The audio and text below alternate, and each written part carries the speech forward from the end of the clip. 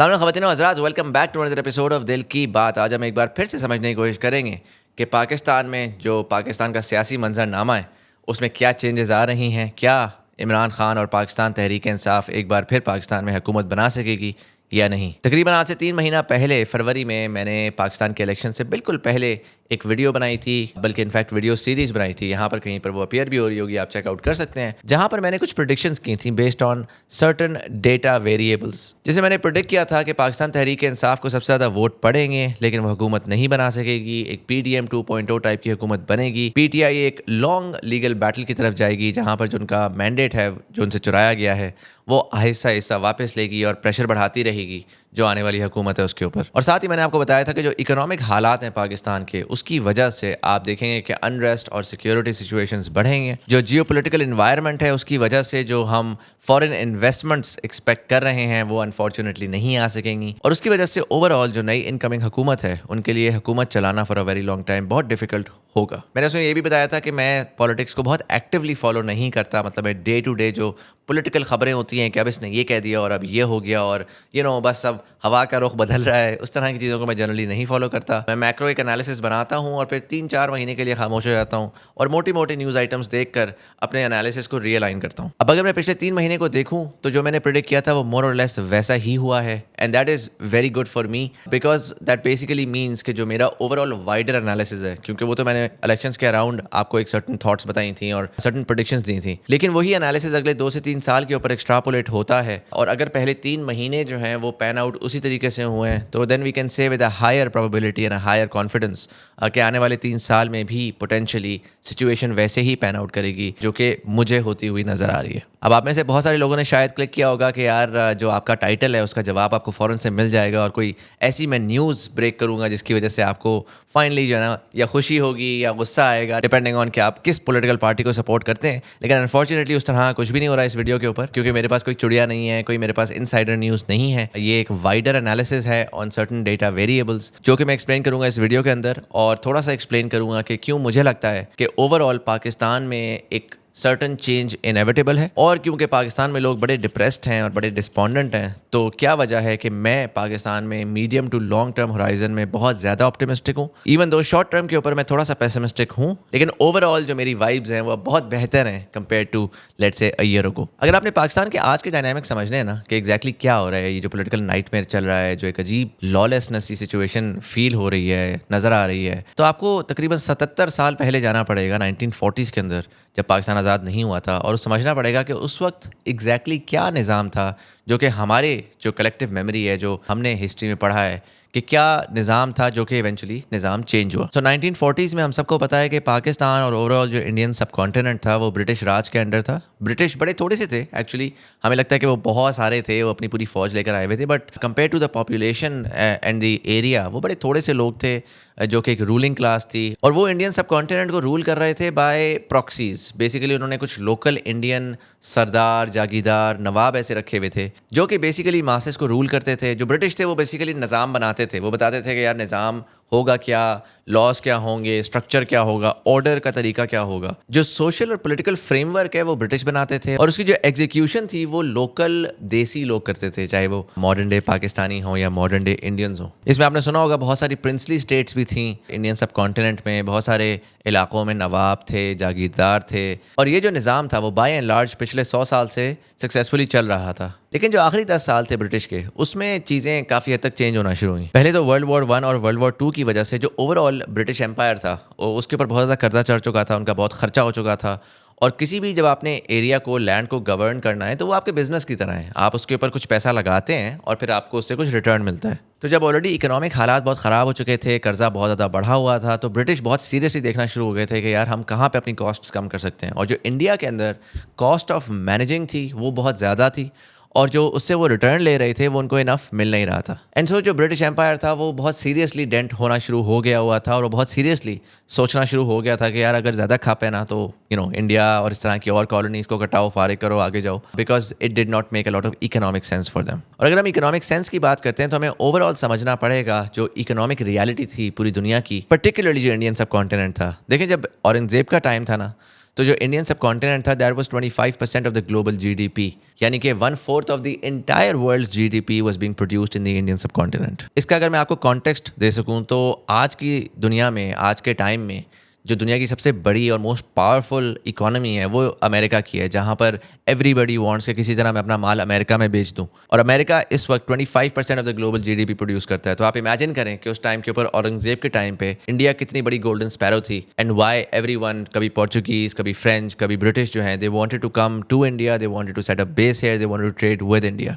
और साथ ही इसमें हमें नजर आता है कि जो ब्रिटिश कॉलोनियल राज था वो कितना एक्सट्रैक्टिव था कि between Aurangzeb's time in the 1700s till 1947 तकरीबन आपका 25% ऑफ द ग्लोबल जीडीपी जो मैंने आपको बताया वो कम होके 3% से भी कम रह चुका था। यानी कि वो सारा एक्सट्रैक्ट कर करके जो इंडिया की वैल्यू थी ओवरऑल पूरी दुनिया की जीडीपी में, वो लेस देन 3% रह गई थी। और जाहिर है under the British Raj Britain उसमें से कितना इकोनॉमिक एक्सट्रैक्शन कर सकता था, वो वैल्यू भी बहुत हद तक कम हो चुकी थी बाय 1947। और यहाँ पर ये समझना बड़ा ज़रूरी है, इससे आपको पूरे निज़ाम की अंडरस्टैंडिंग होती है कि जो निज़ाम था वो एक जनरल निज़ाम नहीं था कि यार अच्छा हमने गवर्न करना है एक इलाके को और हमने उसको डेवलप करना है और हमें देखना है कि वो किस तरह से ग्रो करता है, बट वो इनहेरेंटली एक्सट्रैक्टिव था। जो लॉज थे, जो स्ट्रक्चर था, जो सिस्टम था, वो बनाया इस वजह से था कि यार एक बहुत दूर, हज़ारों मील दूर एक एम्पायर है जहाँ पर हमारे जो रूलिंग क्लास है, जो जो अल्टीमेट रूलिंग क्लास है, जो ब्रिटिश मोनार्की है, वो एग्जिस्ट करती है। और हमने जो भी करना है वो हमें पता भी नहीं है, लेकिन हमने जो भी करना है हमने एसेंशियली उनको इनरिच करना है। और ये जो एक्सट्रैक्शन थी ये 1940s तक इतनी ज़्यादा हो चुकी थी कि बंगाल और असम, जो मॉडर्न डे बांग्लादेश और उसके साथ जो असम की टेरिटरी है इंडिया में, वो इलाका जो है वो मुगल टाइम के ऊपर एक्सट्रीमली इंडस्ट्रियलाइज था। दुनिया भर की वहाँ पर टेक्सटाइल प्रोडक्शन होती थी।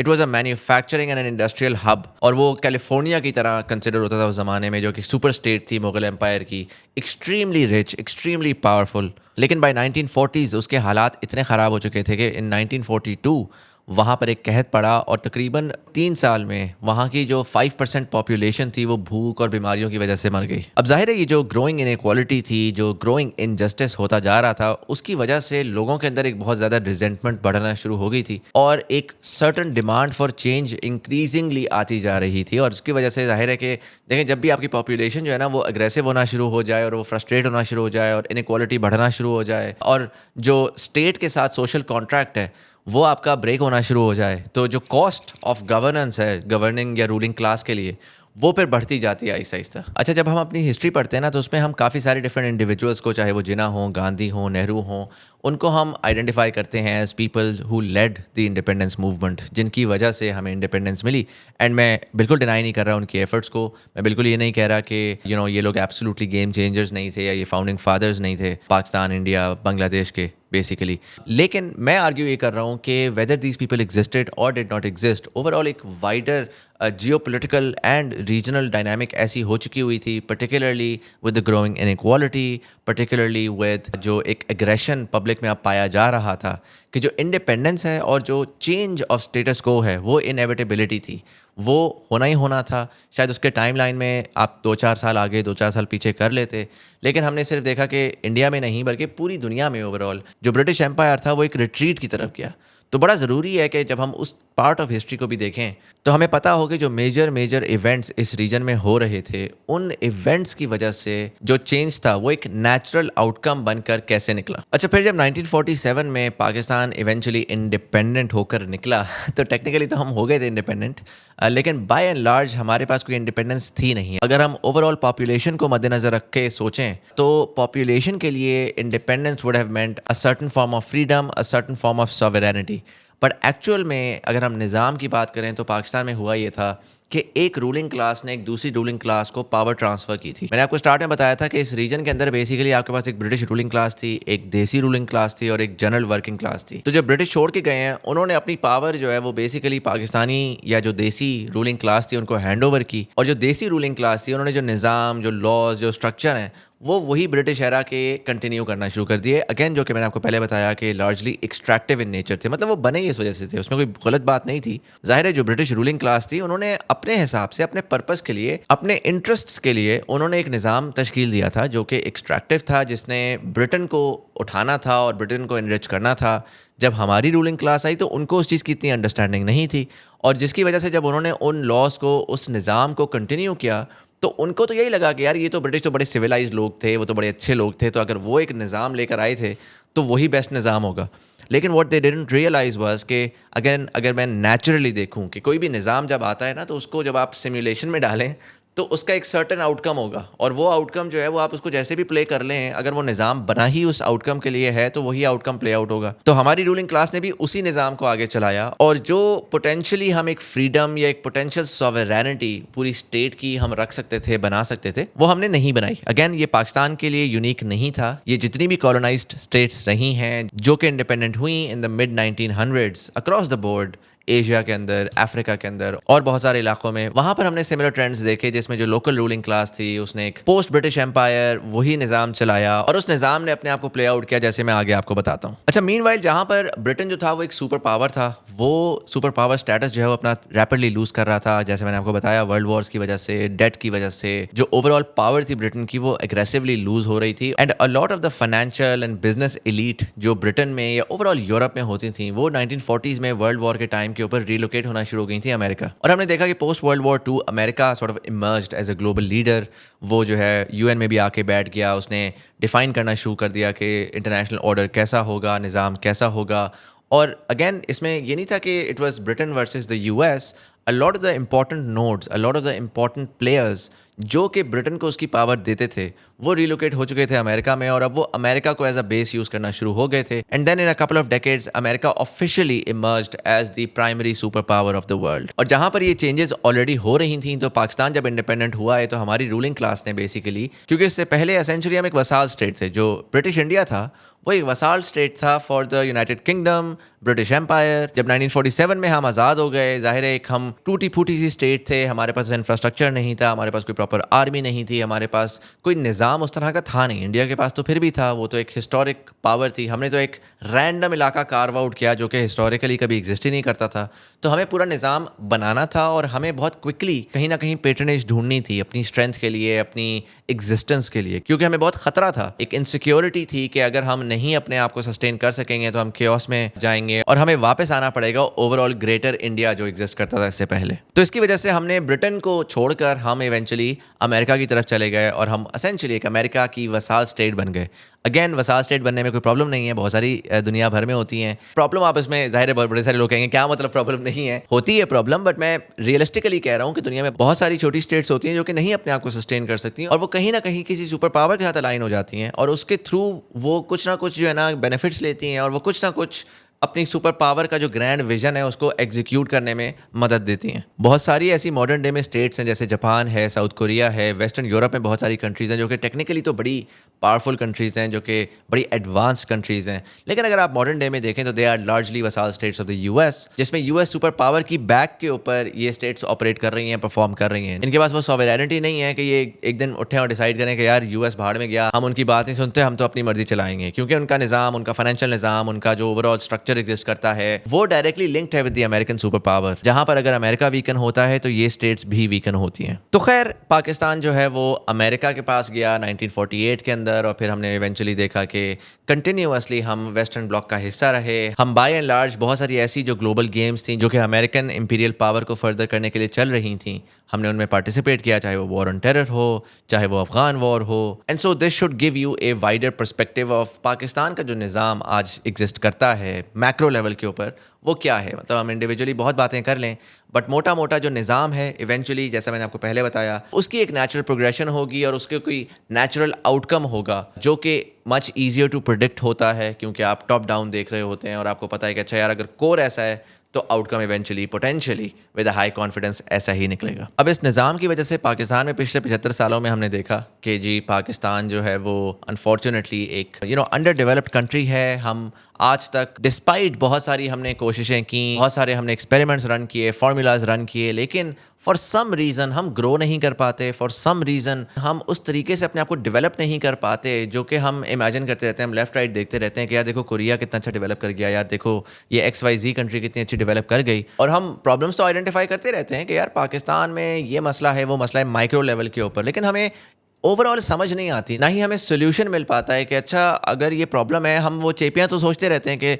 यार वो ये ना टैक्स को इतना कर दो और इसको इतना कर दो और उसको उतना कर दो, लेकिन जब आपका वाइडर जो ओवरऑल सिस्टम है वो ही एक्सट्रैक्टिव है, वो ही आपका बॉटम अप आपके लिए या आपके लोगों के लिए बना ही नहीं है, तो ऑटोमेटिकली जो आज हम मॉडर्न डे में देख रहे हैं, जिसमें इनइक्वालिटी बहुत ज़्यादा बढ़ रही है, जिसमें पॉवर्टी बहुत ज़्यादा बढ़ रही है, जिसमें अनफॉर्चुनेटली लोगों की अब बस हो चुकी है, उसमें आपको नज़र आता है कि वाइडर पर्सपेक्टिव में जो निज़ाम है उसका क्या रोल रहा है। और जब मैं 1940s को देखूँ ना, तो वहाँ पर भी आज जब हम हिस्ट्री में मुतालिया करते हैं तो हम ट्रिगरिंग फैक्टर्स और मोटे मोटे फैक्टर्स निकाल रहे होते हैं कि यार 47 में ब्रिटिश एम्पायर छोड़ के चला गया भाई, एब्सोल्यूट पावर थी, वर्ल्ड्स बिगेस्ट एम्पायर था, world's most powerful sort of empire था, वो कैसे छोड़ के चला गया। आज हम पाकिस्तान में 10 बातें करते हैं, हम कहते हैं यार, मैं आम आदमी से बात करता हूँ, मुझे कहता है मुजम्मिल भाई कोई चेंज वेंज नहीं आएगा, ये मुल्क ऐसा ही है, ऐसा ही चलेगा, ये वो। यार आप 40s में जाके किसी से बात करें और सोचें कि आप उसको अगर बोल रहे होते कि यार मैं बता रहा हूँ चेंज आएगा और ये जो गवर्निंग स्ट्रक्चर है और जो सिस्टम है ये बदलेगा, तो क्या वो मान सकता था? वो 200-250 साल से उसने ब्रिटेन को देखा था, उसने ब्रिटिश एम्पायर को देखा था,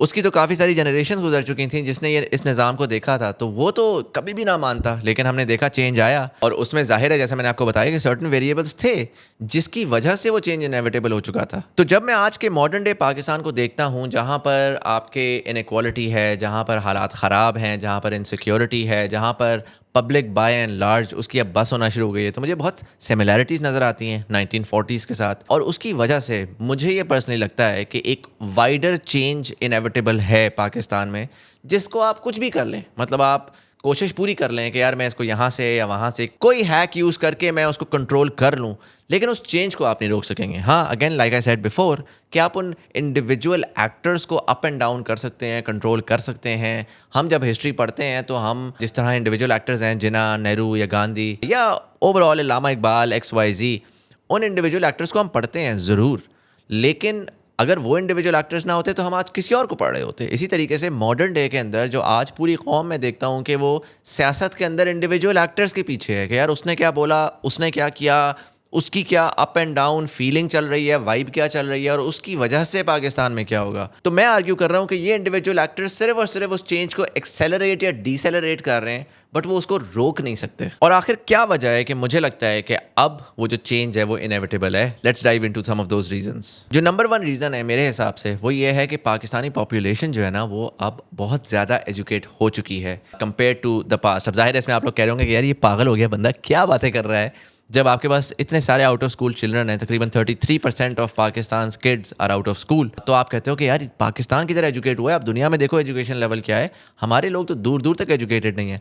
अग्रीड, कंपेयर टू दुनिया मैं बिल्कुल ये बात मानता हूँ, लेकिन अगर मैं अपने आप से कंपेयर करूँ, अगर मैं रिलेटिवली देखूँ, तो मुझे नज़र आएगा कि पार्टीशन के वक्त 6 में से 1 बच्चा स्कूल जाता था और वो लिटरेट होता था। आज की तारीख में यही नंबर 6 में से 4 है, यानी कि majority of your population now is literate compare to illiterate. पहले क्या था? पहले majority of your population, in fact 84% of your entire population was illiterate. तो वो बेसिकली आपके पास एक बहुत छोटा लिटरेट नंबर जो है ना, वो बड़े आराम से अपना एक क्लब बनाकर वो 84% को किसी भी ट्रक की बत्ती के पीछे लगा सकता था। आज ये सिस्टम बिल्कुल डिफरेंट है। फिर इसी के साथ बड़ा इंपॉर्टेंट है समझना कि एजुकेशन सिर्फ और सिर्फ फॉर्मल एजुकेशन नहीं होती। मतलब एजुकेशन का मतलब ये नहीं है कि मैं स्कूल गया हूँ, मुझे ये पर्टिकुलर डिग्री मिली है, वो ठप्पा लगा है तो तभी मैं एजुकेटेड हूँ।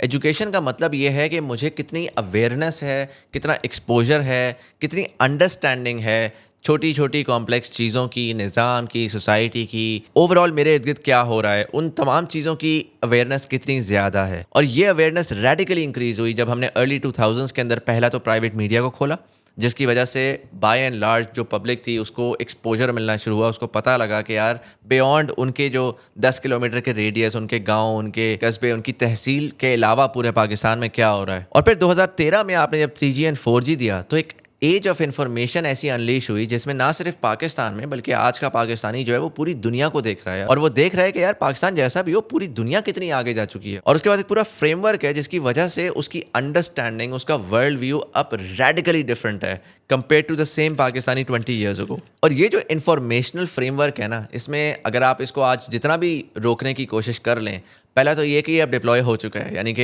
एक सब्सटैंशियल पॉपुलेशन को अब ये अवेयरनेस हो चुकी है। आप एक दफ़ा अवेयरनेस हो जाए, आप उसको वापस नहीं लेकर जा सकते। आप अगर उसमें फॉर एग्जांपल मैं एक हाइपोथेसिस बिल्ड करता हूँ कि मैं पाकिस्तान को एक बबल में डाल देता हूँ, मैं कहता हूँ कि यार अब कल से इंटरनेट बंद, टीवी बंद, अब आपको जो है ना कुछ और नहीं पता लगेगा। जो आज तक पता लग चुका है वो तो है, लेकिन अब कुछ नया नहीं पता लगेगा। ठीक है, हालांकि practically for all intends and purposes ये क्लोज टू एन इम्पॉसिबिलिटी है इन द मॉडर्न वर्ल्ड, लेकिन अज्यूमिंग कि आप ये कर पाएँ, तब भी आप इन लोगों को नहीं रोक सकते, बिकॉज एक दफ़ा जब पता लग गया तो पता लग गया। अब आप उनको फोर्स करके अनलर्न नहीं करवा सकते। सो नाउ जो नंबर 1 रीज़न है, जो पॉपुलेशन है उसकी अंडरस्टैंडिंग, उसका एक्सपोजर, उसका इंटेलेक्चुअल लेवल वो अब रेडिकली इंक्रीज हुआ है, खासकर पिछले 20 साल में। बट कंपेयर टू अगेन पिछले 70 साल, तो मेजॉरिटी ऑफ पाकिस्तानी आज एक बहुत डिफरेंट सेल्फ अवेयरनेस रखता है compare to the same 70 years ago. अच्छा, नंबर 2 रीज़न ये है कि जो पाकिस्तान की इकोनॉमी है ना, वो अब बहुत ज़्यादा कॉम्प्लेक्स और बहुत डाइवर्स हो चुकी है। देखिए, मैंने आपको पहले बताया था कि पाकिस्तान के अंदर जो है ना, वो 2 स्ट्रक्चर्स एग्जिस्ट करते थे। कह लें कि 2 डिफरेंट इकोनॉमीज एग्जिस्ट करती थी। पाकिस्तान में एक sort of upper middle, upper class, elites की एक पूरी इकोनॉमी थी जो बहुत छोटी थी। मतलब पाकिस्तान की जो अपर मिडिल एंड अबव की क्लास थी वो लेस देन 3% थी पाकिस्तानी पॉपुलेशन की, और ये वो क्लास थी जो कि लार्जली कंजम्पशन ड्रिवन थी, जो इंपोर्टेड माल लेती थी, जो कि अर्ली 90s के अंदर इनके पास गाड़ियाँ भी होती थी, इनके पास प्ले स्टेशंस भी होते थे, इनके पास इंटरनेट और डायल अप कनेक्शन ही क्यों ना हो। कंप्यूटर जब नया नया दुनिया में आया तो इन लोगों ने कंप्यूटर ले लिया। ये लोग बेसिकली दुनिया के साथ साथ चल रहे थे, लेकिन ये थे बहुत थोड़े, less than 3%, compare to the rest of Pakistan जो कि 97% था, जो कि लार्जली रूरल था, जो कि लार्जली एग्रेरियन था। तो इकोनॉमिक्स के अंदर उनकी जो टोटल पार्टिसिपेशन थी वो ये थी कि यार ठीक है, वो छोटी छोटी सस्ती मस्ती जॉब्स कर लेते थे। उनको सर्वाइवल के लिए रोटी कपड़ा मकान चाहिए होता था। जो आपका कपड़ा था वो पाकिस्तान में बनता था, कॉटन उगाते थे, हम लोकल प्रोड्यूस करते थे। जो आपके खाना था वो आपका लोकल बनता था। अगेन हम एक एग्रेरियन इकोनॉमी थे, जितने हमारे माउथ्स टू फीड थे उससे ज़्यादा हम प्रोड्यूस कर लेते थे, तो वो भी मैनेज हो जाता था। और मकान भी बाय एंड लार्ज हमने बना लिया। और खासकर 90s तक तो हमारा यही था कि यार ईंटें लगाओ, पेंट करो, सब कुछ जो लोकल प्रोड्यूस, लोकल माल को हमने लगाया और हमने घर बना लिया। मतलब वो तो 90s के बाद वो मलिक रियाज साहब रेवोल्यूशन लेकर आए कि अब हमें इटालियन टाइल्स चाहिए, हमें बड़ा शशका मशका इंपोर्टेड स्टफ चाहिए। वरना बाय एंड लार्ज जो है वो आपका सारा का सारा जो 97% ऑफ द पॉपुलेशन थी वो लोकल प्रोडक्शन, लोकल इकोनॉमी पे बड़े आराम से चल रही थी।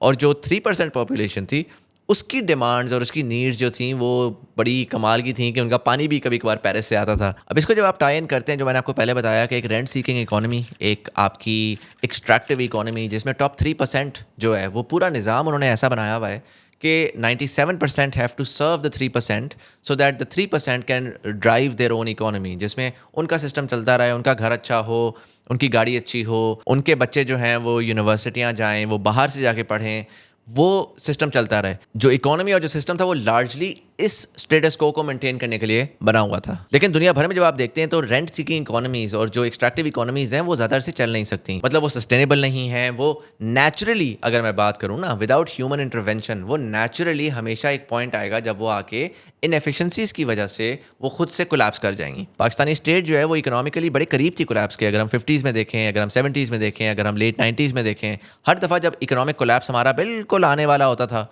तो हमारे जो पेट्रन इन चीफ हैं अमेरिका साहब, वो आते थे और वो आके हमें बचा लेते थे। हमें पहले अयूब के टाइम के अंदर डेवलपमेंट एड मिल गई, हमें ज़िया के टाइम के अंदर जो है वो मिलिट्री एड मिल गई, हम अफ़गान वॉर में घुस गए, हमें मुशर्रफ के टाइम के अंदर फिर से मिलिट्री और सॉर्ट ऑफ थोड़ी थोड़ी डेवलपमेंट एड मिली, जिसके एवज हमने वॉर ऑन टेरर में अमेरिका का साथ दिया। और चूंकि आपकी इकोनॉमी के अंदर जो टोटल इम्पोर्ट लेड जो कंजम्पशन इकोनॉमी थी वो 3% की थी, तो आपको 6, 8, 10 अरब डॉलर भी मिल जाए ओवर मल्टीपल ईयर्स तो आप बड़े आराम से सस्टेन कर लेते थे। और जो पॉपुलेशन थी उसको आपने बस सेट करना होता था कि यार 97% को सस्ता आटा दे दो और सस्ता अनाज दे दो और उनके बिजली के अंदर और घरों के अंदर थोड़ी सी सब्सिडी दे दो, तो वो उस पर सेटिस्फाइड हैं। जो 3% हैं उनकी नई गाड़ियाँ उनको मिल जाएँ, उनको मोबाइल फ़ोन मिल जाएँ, उनको जो है जी उनका वो महंगा पानी जो है वो थोड़ा सस्ता हो जाए, तो वो भी सेटिस्फाई हो जाते थे। वो कहते थे ठीक है यार। अगेन देखें, जो रूलिंग क्लास है उसको भी जो निज़ाम पता है वो उसी निज़ाम में चलती है, जो वर्किंग क्लास है उनको भी जो निज़ाम पता है वो उसी निज़ाम में चलती है।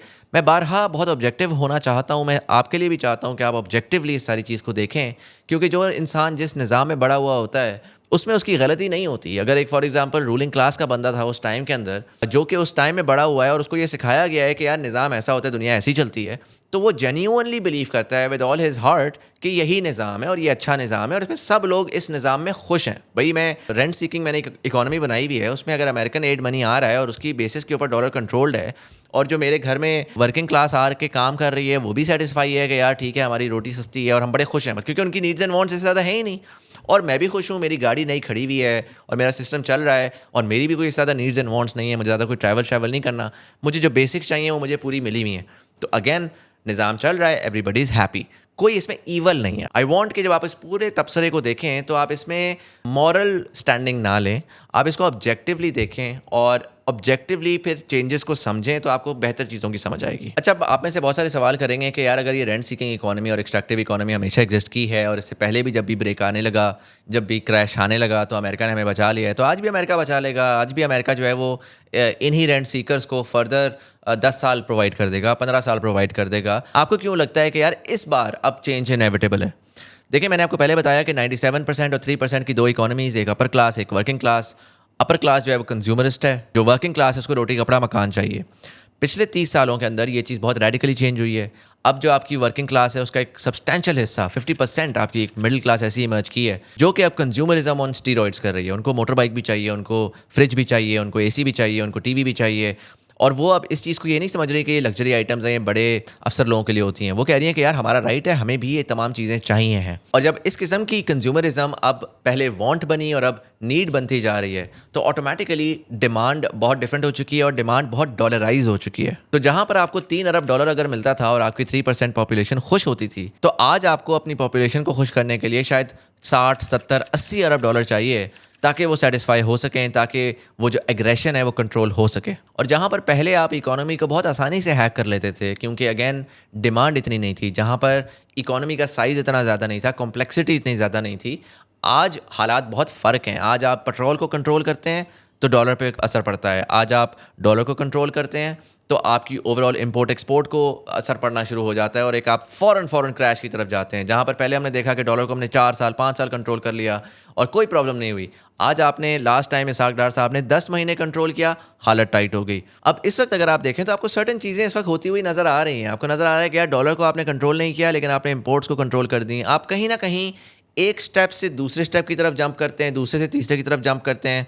आपने आटे का जो पूरा ये फार्मर्स की मिसमैनेजमेंट हुई है उसके अगर आप पीछे जाएं तो आपको नज़र आता है कि यार बेसिकली आपने फार्मर्स को तबाह करके उनसे सब्सिडाइज करवाई है अपने आटे को, क्योंकि आप अगेन 90s की पॉलिटिक्स खेल रहे हैं जिसमें आपको ये लग रहा था कि यार अगर हम लोगों को आटा दे देंगे ना तो ये तो सारे के सारे भूखे नंगे गरीब लोग हैं, ये खुश हो जाएंगे। अगेन आटा आपने सस्ता कर दिया होगा लेकिन इन द लॉन्गर रन ये लोग सिर्फ आटे पे अब खुश नहीं हो सकते। इनको सेल फोन भी चाहिए, इनको मोटर बाइक भी चाहिए, इनको फ्रिज भी चाहिए, इनको एसी भी चाहिए। और अगर इनको 2, 3 साल के होराइजन में ये चीज़ें होती हुई नहीं नजर आई ना तो आपने जितना भी आटा सस्ता कर दिया वो अब रिफ्लेक्ट नहीं करेगा इन changing the consumer sentiment. And more importantly क्योंकि अगेन मैं आपको बताया स्केल एंड साइज इतना बड़ा हो चुका है, सिर्फ डॉलर बेस्ड इकोनॉमी नहीं होती, आपकी जो लोकल इकोनॉमी है उसको भी सर्टेन लेवल ऑफ एफिशिएंसी चाहिए। क्योंकि पहले आपके जो माउथ्स टू फीड थे वो थोड़े थे, अब पॉपुलेशन बहुत ज़्यादा बढ़ गई है, ग्रोथ आपकी उस हिसाब से हुई नहीं है। तो जहाँ पर जो आपने इस साल पंजाब के फार्मर के साथ जो गंदम वाली हरकत की है ना वो आपको अगले साल नज़र आ जाएगा। वो फार्मर जो है वो बेचारा बैंकरप्ट होगा, वो कहेगा यार गंदम मैंने नहीं उगानी, इसके ऊपर प्राइस कंट्रोल होता है, इसके ऊपर गवर्नमेंट गेमें खेलती है। वो लेफ्ट राइट कुछ और उगाने की कोशिश करेगा या वो कुछ उगाएगा ही नहीं क्योंकि उसके पास पैसे ही नहीं है। और with in couple of seasons आपको नज़र आ जाएगा कि यार अब आपको जो फूड का भी प्रॉब्लम है जो कि इनहेरेंटली एक लोकल प्रॉब्लम था वो भी अब डॉलराइज हो जाएगा। अगेन मैं आपको कहूँगा 1940s में जाएं और जाके देखें कि बंगाल के अंदर किस तरीके से मिसमैनेज किया था ब्रिटिश एम्पायर के अंदर, the greatest empire in the world. क्योंकि वो एक प्रॉब्लम को जो सोल्यूशन निकालते थे उससे एक नया प्रॉब्लम क्रिएट होता था, उससे एक नया प्रॉब्लम क्रिएट होता था और ओवरऑल उसका इम्पैक्ट ये हुआ, ठीक है आपने चेंज को डिसेलरेट कर दिया, आपने उसको अवॉइड कर दिया फॉर अ शॉर्ट पीरियड, लेकिन वो इनएविटेबिलिटी को नहीं रोक सका। इनफैक्ट फिर जब इनएविटेबिलिटी आती है तो वो उतना ही ज़्यादा फट कर आती है क्योंकि फिर लोगों की डेस्परेशन भी उतनी ही ज़्यादा हो जाती है। तो अगर हम कहें कि यार पाकिस्तान में अगर नीड्स वांट्स डिमांड्स अब रियलिटी मॉडर्न रियलिटी के अंदर बहुत ज़्यादा बदल गई हैं और जहाँ पर हम देखते हैं कि शायद जो अब हमारी रिक्वायरमेंट है, जो बिल है जो कि हमें चाहिए है टू इंश्योर कि हमारे लोग जो हैं वो सर झुका कर चुप करके रेंट सीकिंग बर्दाश्त करते रहें, वो अब इतना ज़्यादा हो चुका है कि हमें थोड़ा सा उसको स्टडी करना पड़ेगा, हमें बैक ट्रैक करना पड़ेगा कि अच्छा यार ठीक है पाकिस्तान में जो हो रहा है अगर हमें इसको सस्टेन करने के लिए लेट्स से, क्योंकि नेक्स्ट ईयर हमने सिर्फ और सिर्फ अपने जो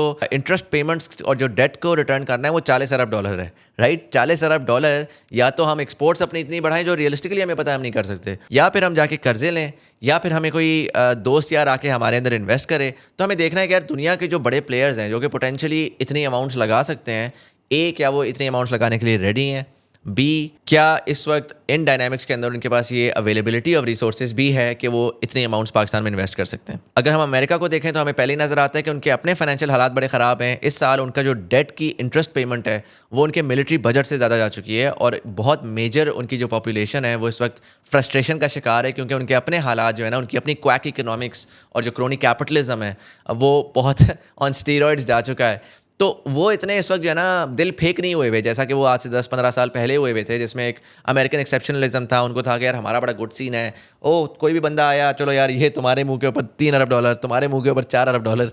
आज हालात बड़े फ़र्क हैं। आज उनके बड़े बड़े एलाइज जैसा कि इसराइल और यूक्रेन, उनमें जब वो एड देने के लिए बिल पास करते हैं तो विद इन अमेरिका बहुत ज़्यादा शोर मचता है। आज की पॉलिटिकल एनवायरनमेंट के अंदर पाकिस्तान को एनी सब्सटेंशियल अमाउंट, क्या बल्कि एनी अमाउंट देना जो है ना, वो एक्सट्रीमली अनपॉपुलर है और वो एक्सट्रीमली अनरियलिस्टिक है। हाँ, वो खुद से तो डेफिनेटली वो नहीं दे सकते, बट वो दरमियान में प्लग कर सकते हैं IMF को, वर्ल्ड बैंक को, इसको उसको, जो कि हम सुन भी रहे हैं रिसेंटली कि वो करने की कोशिश कर रहे हैं। लेकिन फिर ये इंस्टीट्यूशंस जो आते हैं वो जिस किस्म की शराइत लेकर आते हैं, जो अगले 1-2 महीने में आप देखेंगे कि जो शराइत पाकिस्तान के ऊपर लगेंगी, उसमें फिर आपको वो फ्री मनी, आपको एक सडन प्रॉस्पेरिटी की जो फीलिंग चाहिए वो आपको नहीं मिलेगी। इनफैक्ट आपकी रिजेंटमेंट, आपकी एग्रेशन मजीद बढ़ेगी, क्योंकि वो on some level sustainability demand करते हैं आपकी इकोनॉमी से, और ऑन सम लेवल वो बेसिकली वो भी यार एक टूल है, एक सुपर पावर का, एक वेस्ट का, जिसमें वो आके आपकी इकोनॉमी को खोल के सस्ते दामों आपकी चीज़ें ख़रीदना चाहते हैं। तो जब आपकी इकोनॉमी ऑलरेडी जो है ना वो एक क्रैश सिचुएशन के अंदर बैठी हुई है, और उसके अंदर अगर बाहर के क्रोनी कैपिटलिस्ट आके 4-8 चीज़ें इंतहा से ज़्यादा सस्ती ख़रीद भी लें, तो उससे ओवरऑल आपको जो चेंज जो आपकी पॉपुलेशन इस वक्त डिमांड कर रही है वो चेंज आपको नहीं मिलेगा। जो सेंटिमेंट आपको चाहिए है टू सस्टेन योर सेल्फ, वो सेंटिमेंट आपको नहीं मिलेगा। सोने पे सुहागा ये है कि जी डोनाल्ड ट्रंप साहब जो है वो most likely the next president of the United states होंगे, और डोनाल्ड ट्रंप साहब की एक बड़ी एक्सप्लिसिट पॉलिसी ये है कि जी जो अमेरिका पैसा पूरी दुनिया में फेंक रहा है, लगा रहा है, उस पैसे को उन्होंने कटाना है। ये वो जब लास्ट टाइम भी प्रेसिडेंट थे उस टाइम तो उन्होंने बहुत एग्रेसिवली इसके ऊपर बोला, यहाँ तक कि पाकिस्तान तो बहुत छोटी मछली है ना, उन्होंने तो नेटो को भी बोला कि यार हम तुम्हें पैसे देना बंद कर देंगे, क्योंकि अमेरिका जंगों पे पैसा लगा रहा है, अमेरिका फालतू की चीज़ों में पैसा लगा रहा है। उनका मानना ये है कि यार सारा पैसा अमेरिका के अंदर लगना चाहिए, और अमेरिका के इंडस्ट्रियल बेस और मैन्युफैक्चरिंग बेस और बिजनेस की बेस है उसके ऊपर इन्वेस्ट होना चाहिए। इसको मैंने पूरी एक सेपरेट वीडियो करूंगा कि अमेरिका की डायनामिक क्या है और डोनाल्ड ट्रंप को क्यों आज तक हम प्रॉपर्ली समझ नहीं सके, हमें मीडिया ने बड़े गलत तरीके से बेचा। बट डोनाल्ड ट्रंप इटसेल्फ एक बहुत फिनोमेना है, एक बहुत फलसफा है, जो कि ड्राइव होता है अमेरिका की इकोनॉमिक प्रॉब्लम्स की वजह से। और उसको समझ के आपको ये रियलाइजेशन होती है कि यार वो जो अमेरिका का फ्री मनी वाला टाइम था ना, जिसको देख के आज भी हमारी जो रूलिंग क्लास है वो एक्सपेक्टेशन में बैठी हुई है कि यार ठीक है हालात थोड़े अप एंड डाउन है, बट अमेरिका से पैसा आ जाएगा। यहाँ पर एक मेजर डेटा पॉइंट वो मिस कर रहे हैं, जिसकी वजह से एक्सपेक्टेशन और रियलिटी में बहुत ज़्यादा फ़र्क है। अच्छा, अब अमेरिका से अगर पैसा नहीं मिलेगा तो हमें मिडल ईस्ट से शायद मिल जाए, हमें हिस्टोरिकली उनसे मिलता रहा है। अगेन बहुत थोड़ी अमाउंट्स मिलती रही हैं, $1-2 अरब हमें जो है ना वो हमारे बैंकों में रख देते थे। आज की जो हमारी रिक्वायरमेंट है वो हमें बिल्कुल भी उनसे नहीं मिल सकती। लास्ट ईयर 2023 जनवरी में वर्ल्ड इकोनॉमिक फोरम में सऊदी फॉरेन मिनिस्टर ने बोला था एक्सप्लिसिटली कि अब फ्री मनी का टाइम खत्म हो गया है, हम मैक्सिमम आपकी कंट्रीज में इन्वेस्ट करेंगे। और उनका इशारा लार्जली इजिप्ट और पाकिस्तान की तरफ था, और हमने देखा कि इजिप्ट के अंदर जहाँ पे पिछले 10 साल से वो बहुत ज़्यादा पैसा इन्वेस्ट कर चुके थे या बहुत सारी एड मनी दे चुके थे to sustain the rent seeking government structure of जो उनके प्रेसिडेंट सीसी साहब हैं, उनका भी यही है कि वो एक ऐसा निज़ाम उन्होंने कंस्ट्रक्ट किया हुआ है जो कि उनकी रूलिंग क्लास को सस्टेन करने के लिए है। लेकिन उससे उनकी इकोनॉमी को कोई फ़ायदा नहीं हुआ, उसमें हर साल उनको पैसे कॉन्स्टेंटली डालने ही पड़ रहे हैं टू सस्टेन दैट इकोनॉमी। उनकी अभी रिसेंटली भी क्रैश की तरफ बिल्कुल गई हुई थी, and the only thing that save them was कि $35 अरब उन्होंने रेस किए by selling an entire city to the UAE। तो मतलब एड वेड का पैसा ख़त्म, अब सिर्फ और सिर्फ जो है ना अब ये है कि आप सेल लगा सकते हैं और अपने एसेट्स बेच सकते हैं और अपनी सॉवरेनिटी और अपना लैंड बेच सकते हैं, जो कि अगेन मैं इजिप्ट को देखूं तो स्टिल प्रॉक्सिमिटी की वजह से उन्होंने फिर भी मिडल ईस्ट को बेच दिया। पाकिस्तान की जो सिक्योरिटी डायनामिक्स हैं, पाकिस्तान की जो डेवलपमेंट का लेवल है, हमारे पास कोई ऐसे एसेट्स हैं ही नहीं जो कि हम लूट सेल पे लगा करके अपने आप को 3-4 साल मजीद सस्टेन कर लें। तो रियलिस्टिकली जो हम पिछली 3 दफ़ा जब भी हमारी इकोनॉमी ने नेचुरली अपने आप को क्रैश करके वापस ऑप्टिमाइज करने की कोशिश की और हमने उसको बचा लिया through quack economics and foreign intervention, वो इंटरवेंशन होती हुई हमें नज़र नहीं आ रही, विच बेसिकली मीन्स के economics will follow its own natural progression, will do the creative destruction of inefficiency, of rent seeking, of corruption, जो कि पूरी दुनिया में आप कोई भी कंट्री उठा लेना, उसमें जब ये ऐसा निज़ाम होता है तो उसका ऐसा आउटकम होता है। उसकी कोई और आउटकम नहीं है, कोई और ऐसा मैजिक नहीं है कि नहीं यार मैं बता रहा हूँ ये ऐसे हो जाएगा। वो एक लॉजिकल आउटकम है, आप उसको एक्सेप्ट करें या ना करें। और इसको समझने के लिए ना ओवरऑल रीजन को देखना और कंपेरेबल इकोनॉमीज को समझना बड़ा ज़रूरी है, जिसमें मैं आपको 3 एग्जांपल्स दूंगा, उसको ज़रूर स्टडी करिएगा। एक तुर्की, एक इंडिया, एक इंडोनेशिया। इन तीनों का आप स्टार्ट करें with writing India GDP, Turkey GDP, Indonesia GDP. आपको एक ग्राफ आएगा गूगल के ऊपर, आप देखेंगे कि यार इनका जीडीपी जो है वो बड़ा स्लो पाकिस्तान स्टाइल वो ग्रो कर रहा है, फिर एक डिप आता है और फिर एक डिप के बाद फिर सडन ग्रोथ आती है। अच्छा, जब आप डिप को देखेंगे ना, स्टडी करेंगे कहाँ कहाँ पे आया, इंडिया का 91 में आया, तुर्की का आई बिलीव 2001 में आया, इंडोनेशिया का 98 में आया। आप डिप को देखेंगे तो आपको पहली चीज़ बड़ी इंटरेस्टिंग ये नजर आएगी कि तीनों की इकोनॉमीज जो थी वो 200 से 300 अरब डॉलर के दरमियान में थी। यानी कि जो मैंने आपको अर्लियर बताया कि इकोनॉमी का एक पर्टिकुलर साइज होता है जिसके बाद उसमें कंट्रोल करना उसको ऑलमोस्ट एक इम्पॉसिबिलिटी हो जाती है और इकोनॉमी जो है वो क्रिएटिव डिस्ट्रक्शन की तरफ जाना शुरू हो जाती है। तो पाकिस्तान की भी इकोनॉमी इस वक्त तकरीबन 350 अरब डॉलर, जिसको मैंने बोला टू बिग टू फेल या टू बिग टू कंट्रोल हो चुकी है, तो वो भी बड़ी सिमिलर है compare to the dynamics and the size of the economies जो तीनों मैंने आपको हवाले दिए। अच्छा, तीनों को आप उस टाइम पे देखें तो अगेन वो एक क्लोज्ड ऑफ इकोनॉमीज थी, रेंट सीकिंग इकोनॉमीज थी, इनएफिशिएंट इकोनॉमीज थी, और उसमें उन सब इकोनॉमीज के अंदर उनके बड़ों ने बड़ी कोशिश की कि किसी तरीके से हम इसको कंट्रोल कर सकें, हम अपने, क्योंकि जाहिर है लॉजिकल सी बात है, उनमें कोई महान लोग नहीं थे स्पेशल जो कह रहे थे कि यार नहीं नहीं हम चेंज लाना चाहते हैं, हमारे पास बड़ा विजन है। वो विजन इस वजह से आया बिकॉज इवेंचुअली जब हालात बहुत खराब हो गए तो they were forced to take certain actions. कोशिश उन्होंने भी पूरी की कि हम किसी तरीके से इसको चेपियां लगा के आगे चला लें, बट उनके पास कोई और ऑप्शन रह नहीं गई थी। अब इसमें इंडिया, इंडोनेशिया और तुर्की में जो खासकर तुर्की और इंडोनेशिया है ना, वो बड़ी मजे की एग्जांपल्स हैं खासकर पाकिस्तान के लिए, बिकॉज इन दोनों कंट्रीज के अंदर मिलिट्री इन्वॉल्वमेंट बहुत ज़्यादा रही है। उनका जो गवर्नेंस स्ट्रक्चर है वो बहुत सिमिलर रहा है पाकिस्तान के। उनके यहाँ जो करप्शन के मसाइल हैं, जो इलिटरेसी के मसाइल थे, जो एक्सट्रीमिज्म के मसाइल थे, पर्टिकुलरली इंडोनेशिया में, वो बहुत सिमिलर थे पाकिस्तान के। और इंडोनेशिया में 1998 में उनकी जो गवर्नमेंट थी वो 30 साल से एक मिलिट्री गवर्नमेंट थी, जिसमें जो उनका निज़ाम था वो बड़ा सिमिलर था पाकिस्तान के। और अगेन मैं इसमें बिल्कुल भी ये नहीं कह रहा कौन सही है कौन गलत है, मैं सिर्फ रियलिटी बता रहा हूँ, क्योंकि पाकिस्तान में जो हम डिस्कस करते हैं उन लोगों से जो कहते हैं कि यार पाकिस्तान में मिलिट्री इन्वॉल्वमेंट जो है वो बड़ी लॉजिकल है, तो उनकी आर्ग्यूमेंट ये होती है कि मिलिट्री जो है वो वाहिद इदारा है जो डिसिप्लिन्ड है, मिलिट्री जो है वो वाहिद इदारा है जो कि इंडिविजुअलाइज नहीं है, जहाँ पर डेमोक्रेसी में पॉलिटिकल फैमिलीज जो हैं वो ख़ानदान चला रहे हैं, तो मिलिट्री जो है वो एक एज एन इंस्टीट्यूशन काम करती है, तो they are better suited to bring about those results. Maybe they're right, but अगर मैं डेटा को देख के कंपेरेबल इकोनॉमीज़ को देखूं तो हमें ये नज़र आता है कि जब भी जो अंडर डेवलप्ड इकोनॉमीज़ होती हैं जो कि डेवलपिंग की तरफ जाती हैं और ओवरऑल लो इनकम इकोनॉमीज़ होती हैं, वहाँ पर हार्ड पावर हमेशा से आपको नज़र आती है। एक बड़ा लॉजिकल ह्यूमन रिस्पॉन्स है कि जब आपके यहाँ डेवलपमेंट नहीं उस लेवल पे हो पा रही होती, रेंट सीकिंग बहुत ज़्यादा होती है, तो कंटिन्यूअस मिलिट्री इंटरवेंशंस हम देखते हैं अक्रॉस द बोर्ड। अगर हम एशिया में देखें 20th सेंचुरी में, तो हमें ये एक्टिवली नज़र आया, चाहे साउथ कोरिया हो, चाहे तुर्की हो, चाहे इंडोनेशिया हो, चाहे बहुत सारी और कंट्रीज़ हों। एक particular size of the GDP तक तो हमें मिलिट्री इंटरवेंशंस भी नजर आई हैं। हमें ये लॉजिकल थॉट नजर आई है कि नहीं नहीं यार वो डंडे के जोर पे, ये कौम तो चलती ही डंडे के जोर पे है। वो वाली जो टॉकिंग पॉइंट्स हैं वो हमें अक्रॉस द बोर्ड हर जगह नजर आए हैं। और अगर आज हम अफ्रीका को देखें जो कि अगेन अंडर डेवलप्ड है और अब अपने आप को इस सेंचुरी में डेवलपिंग की तरफ लेकर जा रहा है, तो वहाँ पर भी हमें नजर आ रहा है, हमें बहुत सारा वो कुछ होता हुआ नजर आ रहा है जो हमने पाकिस्तान में पिछले 70 साल में होते देखा या अक्रॉस एशिया हमने होते देखा, जिसमें मिलिट्री कूज भी हो रहे हैं, hard power is generally at the four front.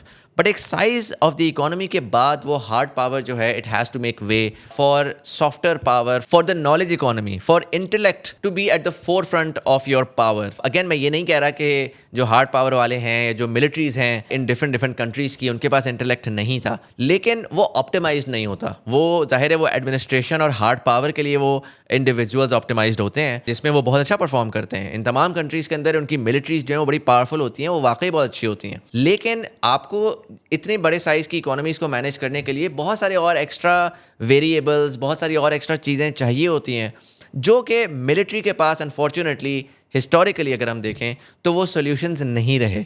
और फिर एक पॉइंट के ऊपर जब इंडोनेशिया की अगर हम मिसाल लें 1998 में, तो वहाँ पर कॉन्स्टेंटली ये कोशिश होती रही कि यार हार्ड पावर जो है वो अपनी पावर को मेंटेन रखे, उसने वो तमाम इदारों में भी घुसी हुई थी, वही एक टॉप डाउन निज़ाम ऐसी चलाने की कोशिश कर रही थी जो कि उसके हिसाब से, अगेन वो बुरे लोग नहीं थे, वो ईवल नहीं थे, वो करप्ट लोग नहीं थे, वो उनके हिसाब से यही सोल्यूशन था उनके तमाम मसाइल का। बट इवेंचुअली इकोनॉमी ने अपने आप को क्रिएटिवली डिस्ट्रक्ट किया और इंडोनेशिया ने अपने आप को उस पॉइंट पे लाके खड़ा किया जिसमें they had to renegotiate amongst all the stakeholders and redefine the structure of their governance, the social contract, the way that their political economy had to function. और ख़ासकर पाकिस्तान में जो लोग पाकिस्तान को स्टडी करते हैं और देखना चाहते हैं कि आगे क्या होगा, मैं बार बार कहता हूँ प्लीज़ इंडोनेशिया के 1998 को ज़रूर स्टडी करें.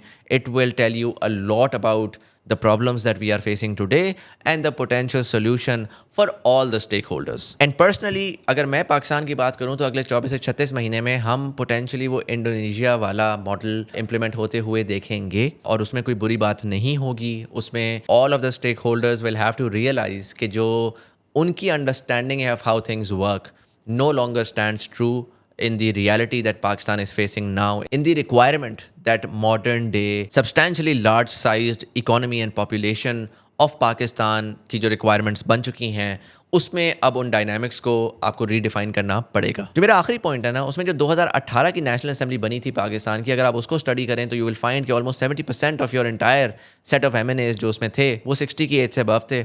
उसमें मेजॉरिटी को आप बैक ट्रैक करने की कोशिश करें. जाहिर है उसमें लोग कहते हैं यार बड़ी फैमिली से आते हैं, ये बड़े ख़ानदान होते हैं. That holds true. जाहिर है प्रिविलेज होती है तो आपके पास एक्सेस होता है, आपके पास ज़्यादा चांसेस होते हैं to be able to make money, gain power, be more popular, so on and so forth. Privilege आपको वो देती है. लेकिन जो प्लेटफॉर्म था ना जिसके थ्रू इन लोगों ने पावर गेन की, वो अगर आप देखेंगे तो वो ज़्यादातर लोगों का स्टूडेंट यूनियंस था.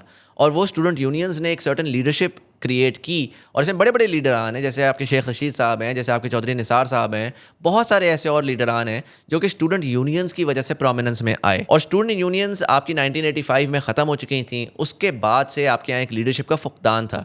तो आपकी एक बेसिकली एक रूलिंग क्लास थी उस टाइम की जो कि शायद इवॉल्व आउट हो चुकी होती. शायद हम अपने आप को पहले इवॉल्व कर चुके होते, जिसमें जो आज की रियलिटीज़ अब हमारे सामने एक आइसबर्ग की तरह खड़ी हुई है, एक सुनामी की तरह आके हमें क्रैश करने के लिए रेडी बैठी हुई हैं, वो शायद हम पहले कर चुके होते. लेकिन 1985 में जो हमने लीडरशिप का जो एक पूरा स्ट्रक्चर था, जो एक फ़नल था, वो चूँकि हमने ब्रेक कर दिया, तो जो पुराना लीडर डेवलप हो चुका था वही चला और उसने उस स्टेटस को ना सिर्फ मेंटेन करने की कोशिश की बल्कि उसी को ग्रो करने की कोशिश की. जिसकी वजह से जो मेरा तज्जिया है ना, वो हम एक साइकिल के अख्ताम पे हैं जिसमें वो वाली रूलिंग क्लास जो है वो अपनी जो for a lack of better word अपनी शेल्फ लाइफ के एंड पे है.